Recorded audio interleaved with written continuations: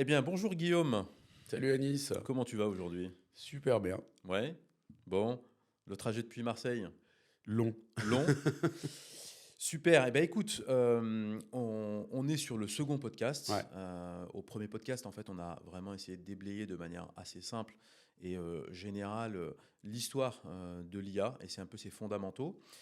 Et on avait abordé l'idée que ça allait être, enfin, que c'est un sujet, un thème qui effectivement va vraiment avoir un impact dans notre quotidien et que cela pouvait faire peur à un certain c'est nombre de clair. personnes, particuliers ou entreprises, et c'est légitime, T'as raison, ouais, complètement. c'est légitime, parce que effectivement l'IA clairement est une vraie révolution. Ce n'est pas une mode, c'est une vraie révolution qui va avoir des effets assez importants dans notre quotidien, Dont des effets qu'on ne connaît pas, c'est surtout ça. dont des effets qu'on ne connaît pas. Et on a voulu appeler ce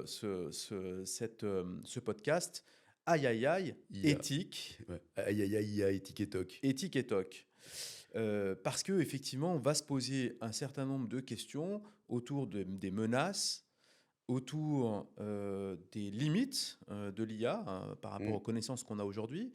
On Des est impacts. on est finalement qu'au Hmm. départ du Euh, sujet, ouais. des impacts que ça va avoir, et donc de toutes les questions qui se posent à notre échelle personnelle, à l'échelle des entreprises et à l'échelle des Surtout États. les états de la société en général, ouais. Ouais. Voilà, donc justement, pour poser un petit peu le débat et pour évoquer un peu ces questions, voilà, Je vais partir d'une une citation d'un monsieur qui s'y connaît bien en IA, parce que c'est Elon Musk. Donc Elon Musk, tout le monde connaît, hein, Tesla, il fait rouler des voitures autonomes, il envoie des fusées dans l'espace, etc. Mais ce que certains ne savent pas toujours, c'est que par exemple sur ChatGPT, il était présent au tout début de ChatGPT, et aujourd'hui on en parlera, mais il a créé une IA, et en fait, il a fait une citation à un moment en disant: «Avec l'intelligence artificielle, nous invoquons le démon». Donc c'est pas nécessairement quelque chose ça rassure. d'hyper... Voilà, ça inquiète, et puis c'est pas le seul à l'avoir dit. Le truc qui déjà fait très peur, c'est ce côté fulgurant. Donc on l'avait expliqué dans le premier podcast, c'est que ça va 84 fois plus vite qu'Internet, en gros. Et dans l'idée, c'est que quand quelque chose va extrêmement vite, potentiellement, on n'en a pas vraiment le contrôle. Faut pas oublier que l'IA, c'est un truc de passionnés, de scientifiques qui développent, réfléchissent pas nécessairement à tous les impacts négatifs possibles. Voilà, ils sont dans leur planète, dans leur univers.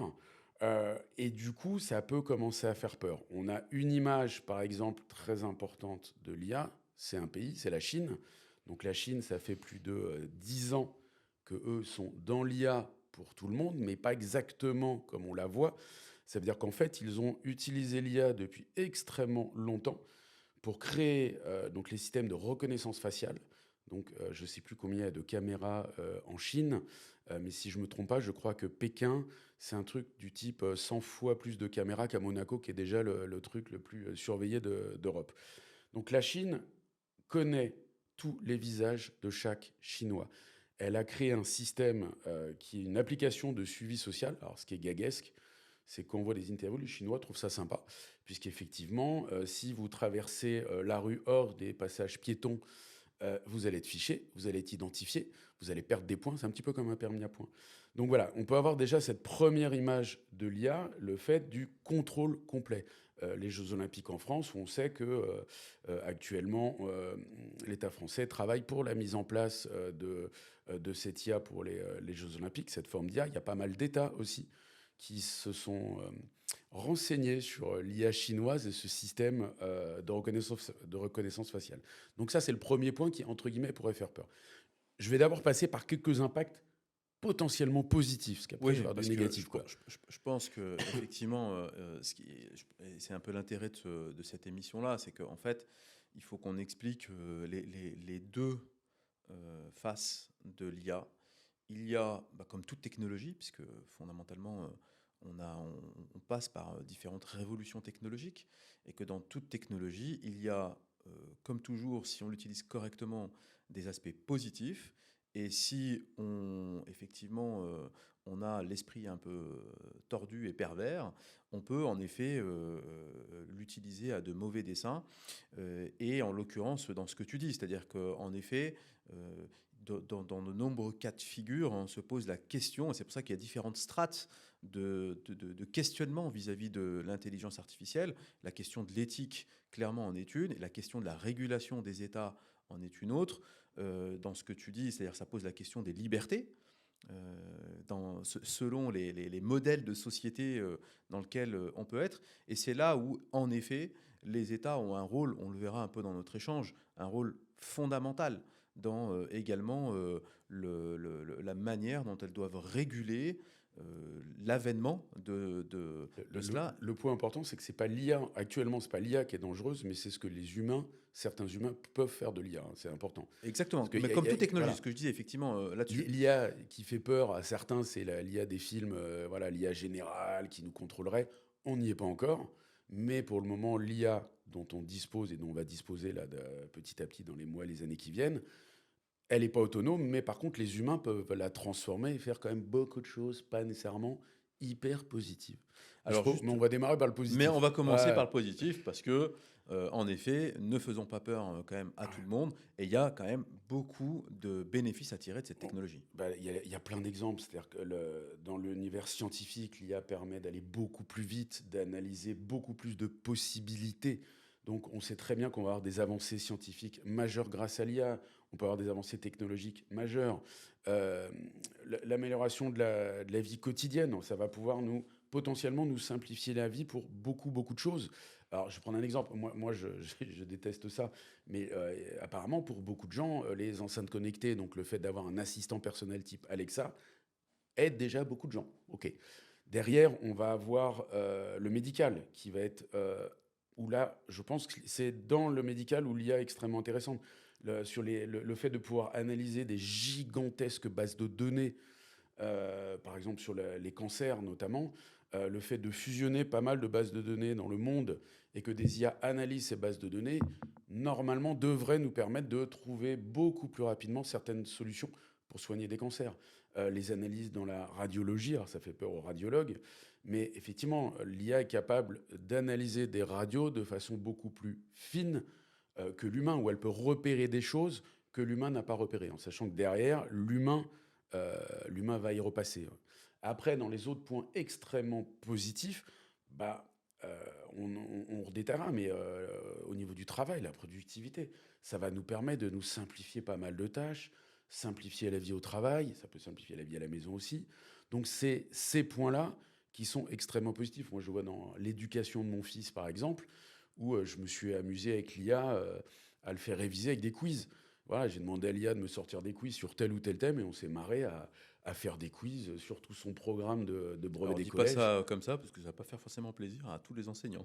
Ouais, mais ça permet de réviser, ça Parce qu'il y a permet... eu quand même quelques petites polémiques sur le Mais sujet. je vais en parler après, parce que je vais parler du négatif après.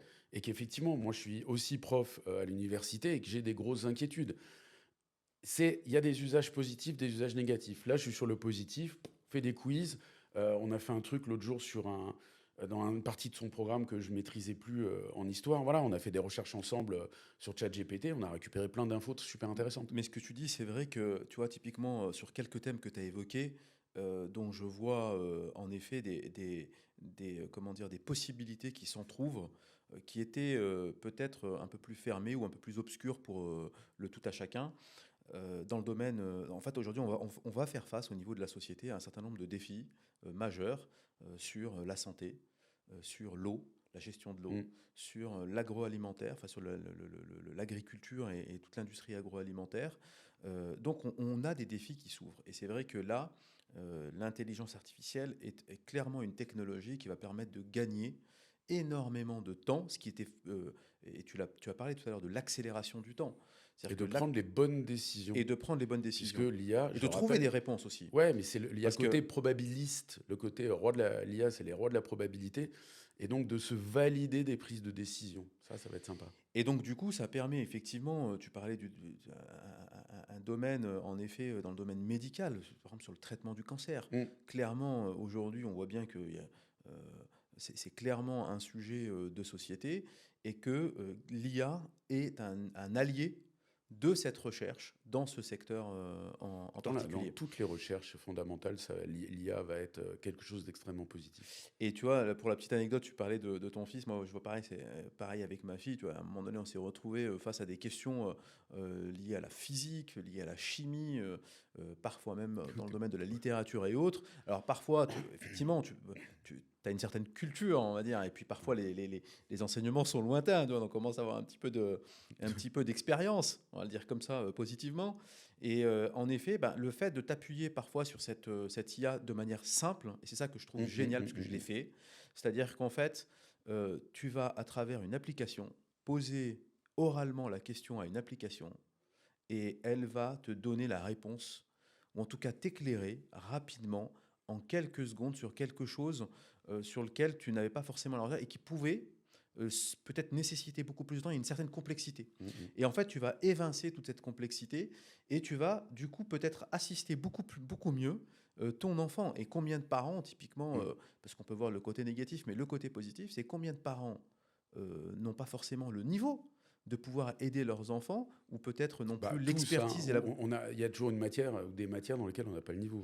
Et donc du coup on voit bien là par exemple comment eh bien en fait dans des usages très simples il y a peut-être un bénéfice certain pour tout à chacun et tu parlais des entreprises de la même manière. Je vais finir sur l'éducation.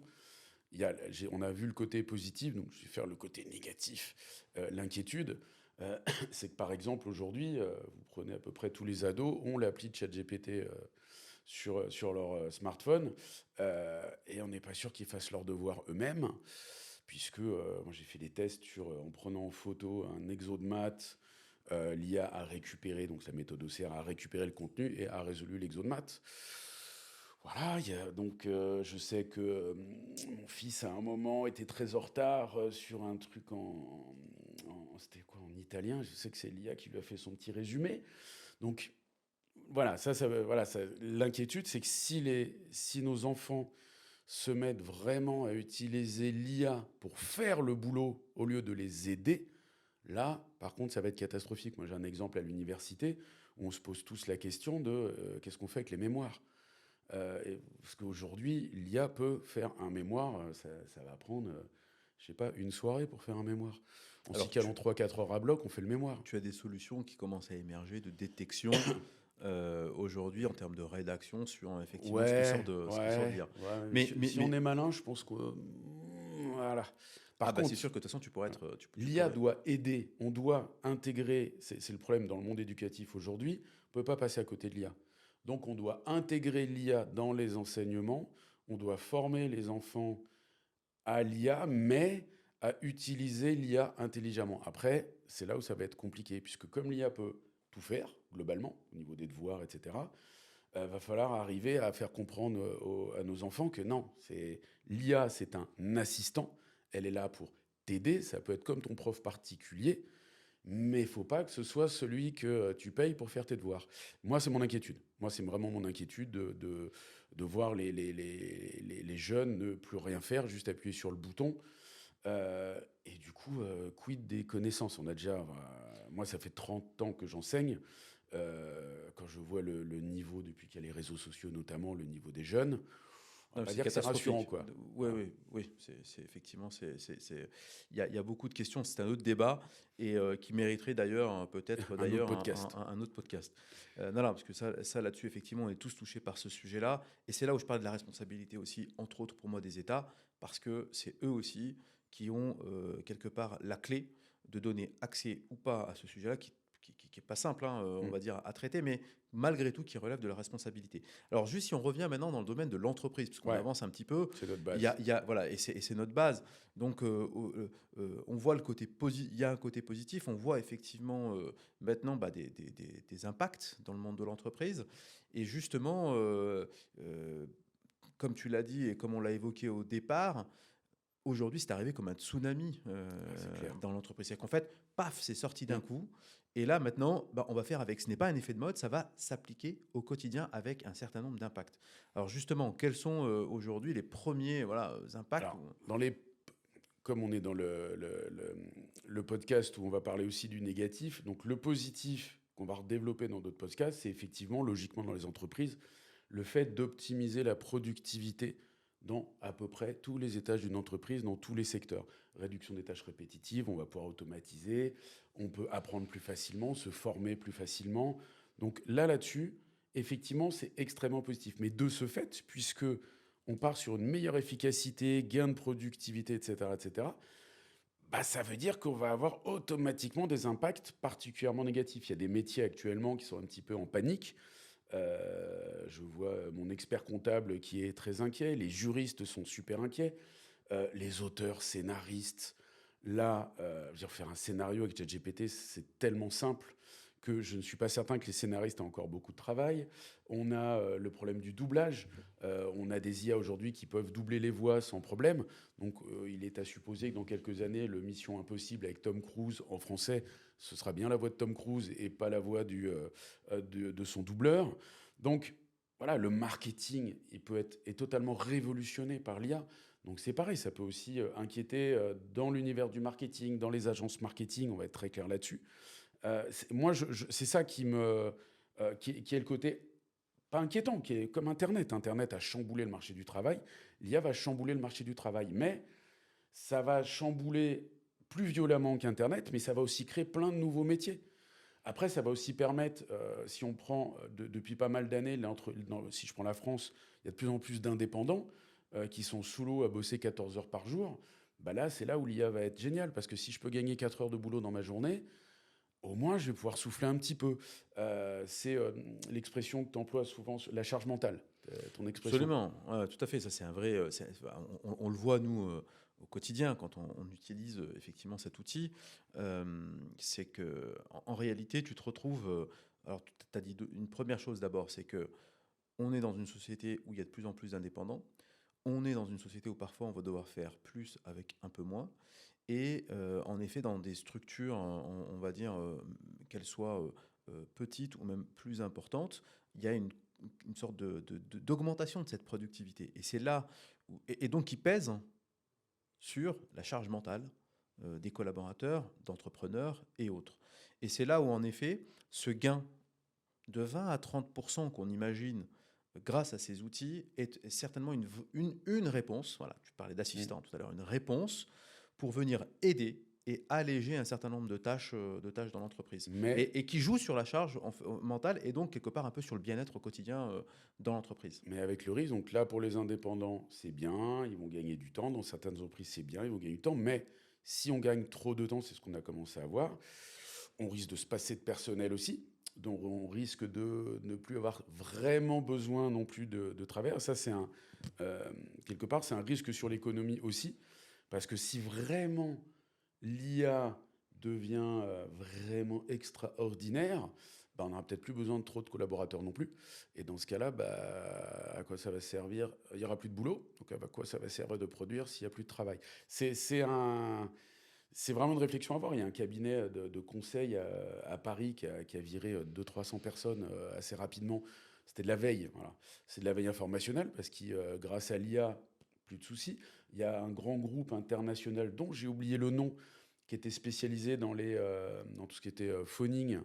Bah, eux, pareil, hein, ils ont plongé en bourse parce Non, qu'il n'y a plus besoin. non, mais moi, je vois, enfin, juste dans notre entourage, dans la région, il y a déjà des emplois qui ont été supprimés, effectivement, en rationalisant un certain nombre de fonctions parce qu'elles vont être remplacées par l'IA. Donc, clairement, et tu l'as très bien dit, c'est un peu c'est un peu le principe schumpeterien, c'est la destruction créatrice, c'est-à-dire Mm. quand il y a une destruction. Là où moi j'ai une question, non, je pense que cette question d'ailleurs est ouverte un peu et dans l'esprit de tout le monde, c'est qu'on ne sait pas jusqu'où ça va aller. Parce que c'est pour ça que je pense que contrairement à Internet, aux réseaux sociaux, là on a un autre impact, c'est-à-dire qu'il y a une limite aujourd'hui de cet impact, mais on ne sait pas comme on ne sait pas jusqu'où va aller cette forme de l'intelligence artificielle, notamment sur ce qu'on appelle l'intelligence artificielle générale, c'est comme tu dis, jusqu'à un potentiel remplacement d'un certain nombre comment dire, d'humains, quelque Mm. part.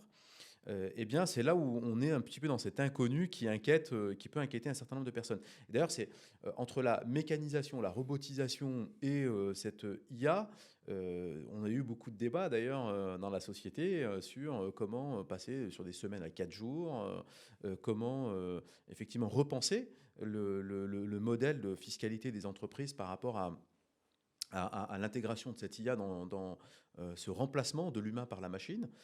Donc se pose un certain nombre de questions. Alors moi, juste pour avancer et terminer un petit peu sur Mm. ces risques-là et essayer de les clôturer, pour passer ensuite aux aspects pratico-pratiques de comment mettre en œuvre l'IA dans l'entreprise, il y a un des risques majeurs, c'est la concentration Ouais, du pouvoir, j'ai envie de dire quelque part, parce que c'est un pouvoir auprès de certains acteurs. c'est ce qu'on appelle le GAFAM, moi j'appelle ça la gafiamisation. Faut se rendre compte qu'aujourd'hui, on a en gros au départ, avant que l'IA débarque, on avait 5 grosses sociétés, les GAFAM, hein. Google, Amazon, Facebook qu'on appelle Meta, il me manque, j'ai oublié quoi, Google, Amazon, Facebook, Microsoft, il me manque, c'est un gag, c'est quoi mon autre A qui me manque? Google, Amazon, Facebook, Apple, Apple, ouais, j'avais plus Apple, gag. En fait, il y a 4-5 ans, quand vous preniez les 5 premiers à Wall Street, c'était ces 5-là, c'était les 5 GAFAM, c'était des poids lourds monstrueux. Là-dessus débarque l'IA. Donc ce qu'il faut comprendre, c'est qu'au début, quand ChatGPT débarque, ChatGPT, il y a Microsoft derrière qui les a aidés en mettant 1 milliard. Depuis, ils ont rajouté 10 milliards. Et si on prend toutes les IA qui sortent actuellement, dont on parlera, on a une société qui s'appelle Anthropic qui a sorti une IA qui s'appelle Claude. Derrière, il y a Amazon qui a mis beaucoup de billes. Google sort son IA. Facebook sort son IA qui s'appelle Llama. Elon Musk, qui fait pas partie du GAFA, mais bon, moi je dis, en gros, il y a 10 sociétés dans le monde qui gèrent tout, sort Grok, etc., etc. Ça veut dire qu'on va se retrouver avec 10 boîtes, en gros, qui ont toutes nos données dans le monde et qui vont développer des IA qui risquent de contrôler beaucoup de choses dans le monde.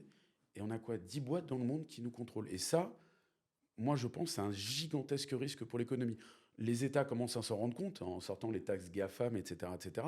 Mais il faut se rendre compte du poids de ces entreprises. Il y a un gag dans ces boîtes. oui, alors beaucoup Euh, dans le monde occidental. ouais, mais voilà, oui, je parle, ouais, ouais, on Voilà, reste sur l'occidental. Il y a un gag sur ces boîtes-là, c'est de voir le nombre de salariés qu'elles ont. C'est-à-dire que ces grands groupes ont très peu de salariés. Dire Google a 50, 60, 80 000 salariés, pas beaucoup plus. Dans les pure players, la pire, dans les boîtes qui sont leaders mondiaux, alors ça n'a rien à voir, mais l'exemple est complètement hallucinant, c'est des boîtes comme Booking ou Airbnb. Ils sont leaders mondiaux dans leur secteur. Je crois que Booking, ils n'ont même pas 5000 salariés. Et alors que la valorisation de ces boîtes-là, Airbnb ou Booking, leur valorisation est supérieure au groupe Hilton, qui a 1200 hôtels dans le monde avec des centaines ou des dizaines de milliers de salariés. Voilà. Donc ce problème qu'on avait avec le GAFAM, avec l'IA, c'est pire. Parce que les seuls qui ont les moyens d'investir dans l'IA, c'est les GAFAM, et surtout ceux qui ont les données, parce que le cœur de l'IA, c'est les données, et ben c'est les GAFAM qui ont les données. C'était, et ça reste encore les Ah ouais, données, ouais. sauf qu'on on les exploite de manière beaucoup plus Ouais, plus puissante, puissant, ouais. et que donc, du coup, quelque part, finalement, la donnée, c'est un peu le contrôle aussi, et donc, quelque part, on garde ce Et contrôle un c'est peu ce qui va faire déjà, c'était des monstres, mais ça va être pire. Alors juste, Guillaume, Ouais. juste pour avancer un petit peu, parce que en effet, sur la partie, donc il y a cette concentration et c'est Mm. un risque. Et là, c'est des choses qui nous dépassent un petit peu et sur lesquelles il y a des vrais enjeux de pouvoir aussi, hein, les entreprises étant au-dessus parfois Mm. des États. En tout cas, c'est un débat.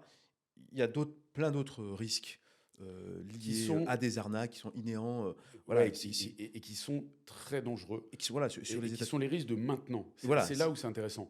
C'est que c'est vraiment ce qui va nous tomber dessus, là, dans les mois qui non, mais viennent. qu'on vit déjà aujourd'hui. Des Oui, fake news, des arnaques démultipliées aujourd'hui voilà, parce mais qu'on va les pouvoir fake se news, faire remplacer. fallait créer une fake news avant. Fallait la créer. Aujourd'hui, avec l'IA, il n'y a pas besoin de créer une fake news. L'IA va nous créer 250 fake news. C'est ça. Et elles vont être extrêmement bien créées et on va tous se faire avoir. Et le danger, moi, mon inquiétude actuelle avec l'IA, c'est la problématique des démocraties. Ça veut dire qu'on a eu un cas déjà. Alors, il y avait déjà de l'IA dedans, puisque c'était Facebook notamment, donc il y a eu un scandale qui s'appelait Cambridge Analytica il y a quelques années, au moment de l'élection de Trump. Bien sûr. Et il y a eu le Brexit aussi. Donc ce qu'il faut comprendre, c'est que s'il y a eu Brexit au Royaume-Uni et si Trump a été élu, ça a été grâce à tout un système monté par une boîte qui s'appelle Cambridge Analytica de désinformation en ligne en utilisant les données de Facebook. Ça veut dire qu'en gros, ils ont travaillé pour cibler les indécis et pour les arroser de fake news. Et à l'époque, l'IA, elle était balbutiante. Donc maintenant qu'on a une IA qui est beaucoup plus puissante, ça va être beaucoup plus facile, en gros, de fausser quelque part les résultats d'élections dans des pays démocratiques. Alors déjà, qu'il ne reste pas des tonnes de pays démocratiques dans le monde, mais moi, c'est ma plus grosse inquiétude. Dans toutes les prochaines élections, on sait que potentiellement, l'IA va jouer un rôle. Il a déjà joué et effectivement, c'est un risque. Bah, on va Alors, arriver un au dernier dé- ouais, point, vas-y. excuse-moi, un dernier point, et effectivement, il y a plein d'enjeux sur les enjeux totalitaires, les enjeux militaires, Mm. etc. Il y a beaucoup de risques. Et par contre, il y a un autre sujet où je pense que, si tu veux, l'IA, à un moment donné, peut être aussi elle-même contrecarrée. Je te sens Alors, arriver sur l'écologie. Voilà, alors, tu vois, tu sens bien. En effet, pour moi, il y a un dernier point qui est très important, c'est que, alors oui, il y a l'autre débat hein, sur l'IA générale, mais il y a un sujet, c'est que auquel qu'on ne met pas, pour moi, assez suffisamment sur la table, c'est la consommation énergétique pour faire tourner ces IA. C'est juste délirant. C'est juste un sujet qui est... alors pour faire tourner de l'IA, il te faut des data centers, il te faut des ressources énergétiques démesurées. Et plus ça va en grandissant, plus on va avoir besoin d'énergie, quand bien même on essaye d'optimiser la consommation énergétique. Sauf que, on est dans un monde où la ressource énergétique diminue. Ben, l'IA actuellement consomme 0,5% de l'électricité mondiale. OK. Mais elle est très... Enfin, c'est rien par rapport à ce qui va arriver après. Ce qu'il faut comprendre, c'est que les modèles d'IA, quand on a ChatGPT, on a démarré avec 3.5, on est arrivé à ChatGPT 4, on va passer à ChatGPT 5.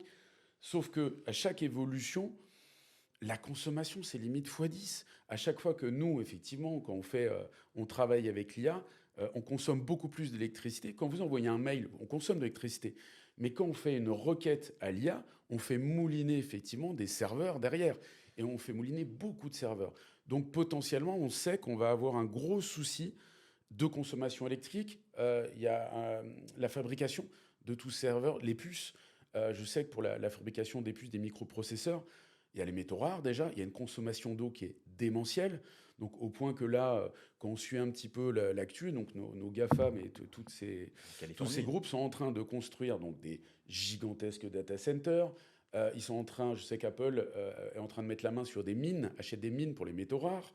Ils sont en train de chercher à faire des réserves d'eau. Et pour l'électrique, actuellement, il y a des investissements. Il y a Sam Altman de OpenAI qui a investi dans le nucléaire pour essayer de développer effectivement leurs mini-centrales nucléaires à eux pour gérer cette consommation électrique. Mais effectivement, ça ne va pas dans le bon sens de ce qu'on souhaite au niveau écologique. Et plus on va développer l'IA, plus ça va être x10, x10, x10, x10. Et effectivement, alors peut-être que cette chance qu'on a, c'est que dans l'IA, ils sont tous un peu jeunes, ils sont tous un peu férus d'écologie, donc peut-être qu'ils vont faire des efforts, mais on ne pourra pas passer outre. Et si nous tous, on se met effectivement à tous utiliser l'IA, on va avoir, je sais qu'on avait fait une discussion à un moment en disant, ouais, mais enfin, si l'IA consomme 50% de l'électricité mondiale, on n'aura pas l'air con. À la maison, on n'aura plus rien. On n'aura plus de Alors courant, quoi. justement, et pour conclure là-dessus, c'est vrai que quelque part, peut-être serons-nous amenés à faire des choix sur des sujets qui sont critiques pour la société et peut-être d'autres qui seront secondaires parce que de toute manière, on aura cette limite de cette consommation énergétique. En tout cas, je pense pour synthétiser un petit peu, je pense qu'on a fait le tour un petit peu des aspects positifs et beaucoup des menaces. C'était l'objectif de ce podcast qui n'était pas là pour... voilà. Les autres seront très positifs. Et donc voilà, je pense que là maintenant, il fallait traiter ce sujet. Et je pense que sur maintenant les prochaines étapes, ce qui est important, c'est de voir comment on va pouvoir utiliser l'IA au quotidien dans les entreprises. Avec plaisir.